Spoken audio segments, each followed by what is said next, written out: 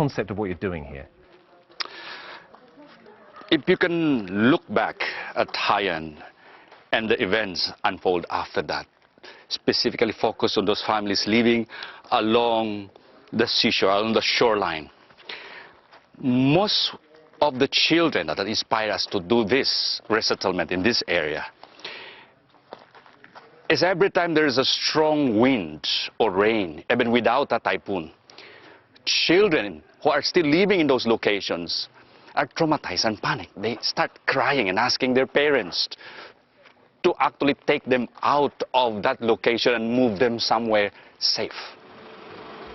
This is like a totally new community that you're building here in a safe place. Correct. And this is not just a community.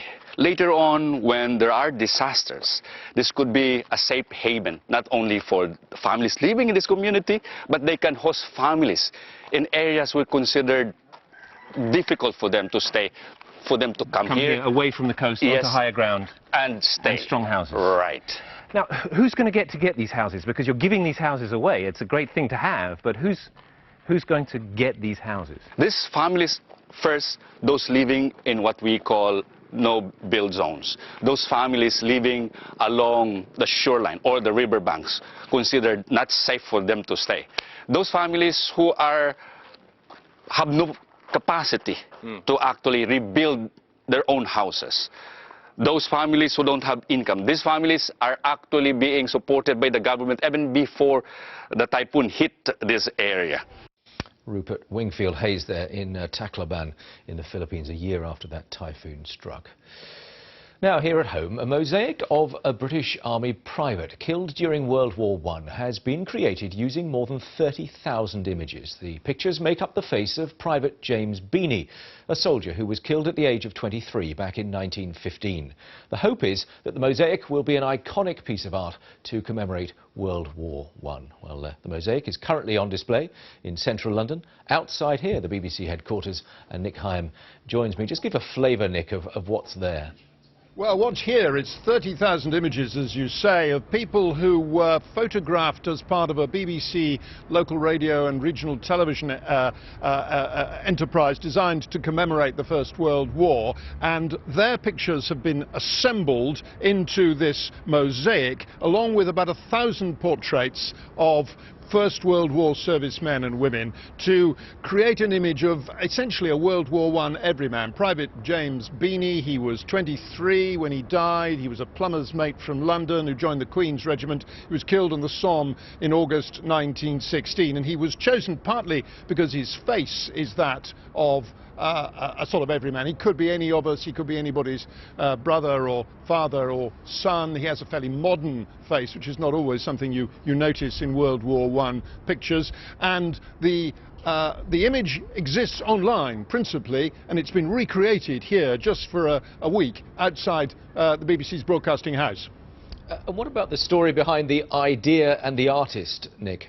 Well, Helen Marshall is the artist, and she is someone who has done a lot of these mosaics in the past. This one has been assembled here under her control and command, as it were. She's done images of the Queen. She's done the largest ever photographic mosaic of this kind of a world record-breaking image last year. She was commissioned by the BBC and by the Imperial War Museum, and it's the Imperial War Museum which has supplied the images. They have an absolutely enormous collection, which they first began in 1917, of photographs of World War I soldiers and servicemen and women, and they have supplied the images, and it was they who helped her choose Private Beanie. Interesting point about Private Beanie. One reason he was chosen was because it was thought he had no surviving relatives. In fact, we at the BBC have discovered that he does. And if you watch the 6 o'clock news this evening, you'll see their reaction when they discovered the connection. And just a word, Nick, on the level of interest. I mean, we can see people wandering around behind you. Have you been struck by people sort of stopping and pausing this morning as it's been there? Yes, it's caused quite a stir. Even though it's not looking its best, it rained this morning and there's standing water on parts of the image. I'm also told that, as I say, this started as an online image. It exists in the digital world and will continue to do so. You can find it on the website, but this morning there was so much interest, I'm told, the website crashed. Ah, yeah. Yes. Nick, thank you very much. Nick Heim there, outside this building at the front of Broadcasting House in central London. Now, many television programmes like to celebrate their 40th birthday, looking at highlights over the intervening years, but one station in Australia is instead remembering a disastrous interview with the help of Prince Charles. Molly Meldrum presented ABC's Countdown and interviewed the Prince of Wales, but nerves got the better of him. We'll take a look first at that interview from 1977. And now we come to the most important part of the... Could I just have one glass of water, please? Well, that was 40 years ago. Now, in a special birthday message to the broadcaster, Prince Charles has made light of the situation 40 years on. Was it really 40 years ago? It only seems like yesterday. I wish it were tomorrow. I'd cancel it. Sit down. Yeah, okay. Sit down, relax. Right, okay. Let's Look go. around you. Yeah. Familiar surroundings. Yeah. Come on, come on. Get a grip. Come on, punch through. Go on. God. It gives me great pleasure to congratulate... Countdown. Yes, I would like to wish... Countdown. All right, I know. Could I just have one glass of water, please? Countdown, a happy 50th. 40th. Can I have one glass of water, please? And, dear. Sorry, mate. I know how he feels. A dog which went missing in the Lake District, sparking a huge social media campaign to find him. Good news, has been rescued. Jasper, the border collie, vanished when he was out walking with his owner on Scafell Pike. This was on Sunday. Adam Nolan used social media to appeal for help in finding him. 250,000 people shared his online posts, and more than £35,000 has been raised for the Wasdale Mountain Rescue, who helped to find him. Surprisingly, he's doing quite well. Physically, I thought he would be a lot worse than what he is. He's got a few scuffs to his paws, but that's sometimes natural with a day out on the field with Jasper. But he's just not, he's tired more than anything. I think mentally and physically, he's been through the ringer over the last 4 days. Adam Nolan and Jasper. Time for a look at the weather now. Let's go across to the weather balcony. There's Louise Lear for us. Hi, Louise. Hi there. Well, there's been plenty of rain in the last 24 hours to talk about, particularly through Scotland and Northern Ireland. We've now got the heaviest of the rain through parts of Wales. So the story today, some heavy downpours with some decent sunny spells, though, sandwiched between the two. The heaviest of the rain over the last few hours have been across parts of West Wales and Southern Wales, and here we've seen some localised flooding. Now, some of those sharp showers will drift steadily east. Not a bad afternoon in prospect, actually, across parts of Scotland and Northern Ireland, particularly in comparison to yesterday and along the south coast. We start off on Saturday on a relatively quiet note, but there's further wet weather to come into the west, across the southwest, Wales and northwest England, eventually stretching across the borders of Scotland. The far north of Scotland, along with Northern Ireland, will stay dry and sunny. Eastern England staying hopefully dry but fairly overcast at 9 to 14 degrees, the overall highs. We move towards Sunday, Remembrance Sunday, hopefully a little quieter, fewer showers dotted around, some decent sunny spells, but after a chilly start, temperatures will peak at around 13 Celsius. Money. Where do you start? At Your Money, we put personal finances in the spotlight, speedily rounding up everything you need to know. Whether it's advice on your nest egg, rising energy costs, or pension plans, in a weekly bite-sized guide. We help you get to grips with your money. Tomorrow morning at 10:30 on BBC News. Welcome, Len and Lucy. Len's wiggling his hips. Never. As they dive deep into dance history. Pope denounces new paganism. The tango. Twerking. Nothing new. Yeah. Will it be a cakewalk? Oh, I'm doing it, sort of. Or an utter disaster? You've lost control of your vehicle, sir. They're dancing cheek to cheek through an intimate history of dance. Lucy, you're supposed to be an academic. Starts Monday the 17th of November on BBC 4 and BBC 4 HD.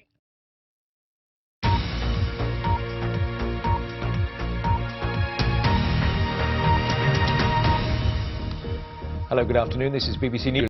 In Warwick, the headlines for you now at midday. Britain has few allies as it tries to negotiate a deal on its £1.7 billion surcharge from the EU. The Prime Minister says it poses a major problem. We wouldn't pay €2 billion on the 1st of December, and we didn't believe in paying anything like that amount. And those are the two issues I put on the table. I hope they can be resolved at ECOFIN. If they can be, then that'll be good, and if they can't, that will, then obviously we'll have a major problem. Senior Labour figures have been rallying behind the party leader Ed Miliband after reports that some backbenchers want him to quit. Labour's general election coordinator Douglas Alexander urged the party to pull together. An investigation has been launched into why a woman with a mental health condition was prosecuted over an alleged false rape claim. Eleanor de Freitas killed herself before her trial started. A 22-year-old woman has been murdered in a suspected act of cannibalism in Caerphilly in South Wales. The suspect died after police fired a taser at him. A digital mosaic of a British Army private killed during World War I has gone on display in central London as part of Remembrance Week. The mosaic is made up of faces of people connected to Britain's serving forces.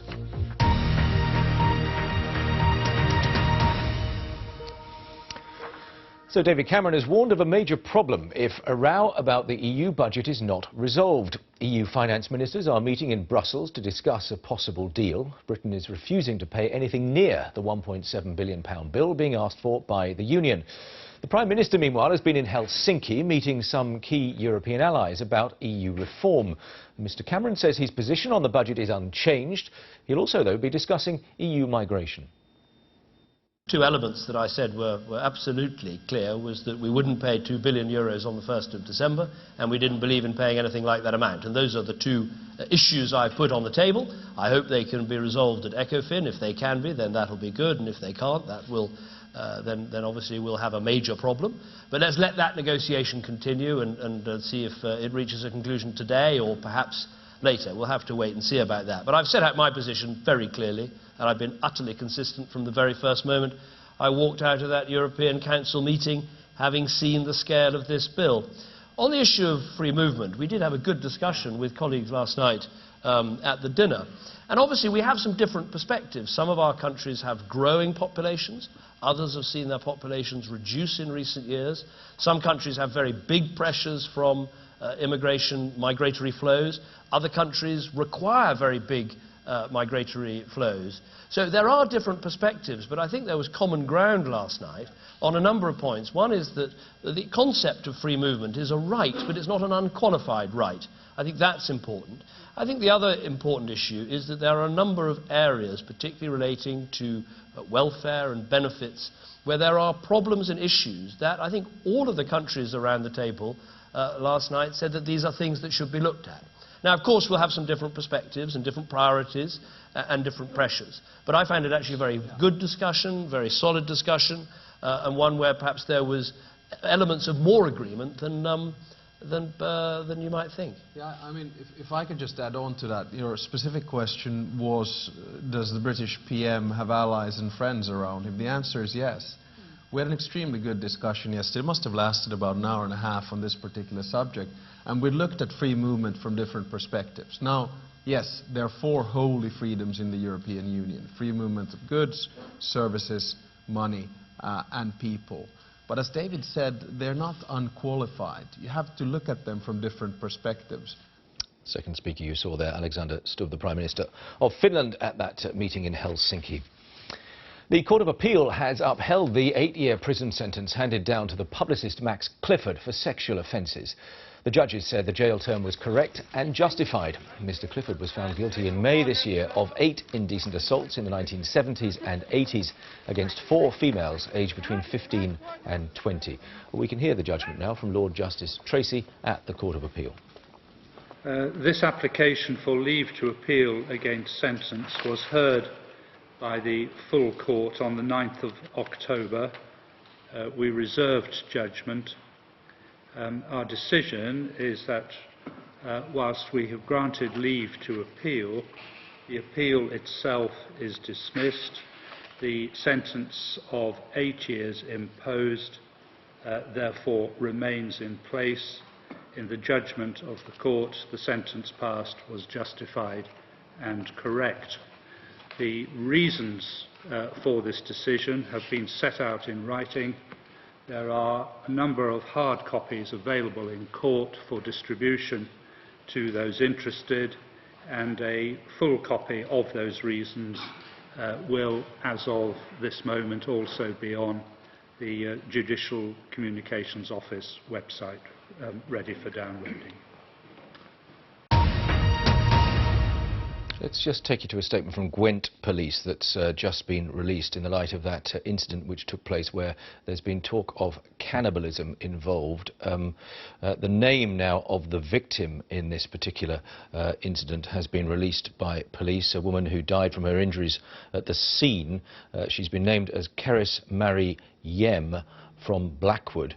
Keris's family currently being supported by specialist Gwent police officers, and the police have talked a little bit more about the incident that they were called to investigate at nearly 1:30 yesterday morning at a public house in Argoed, where it was reported that a man was attacking a woman.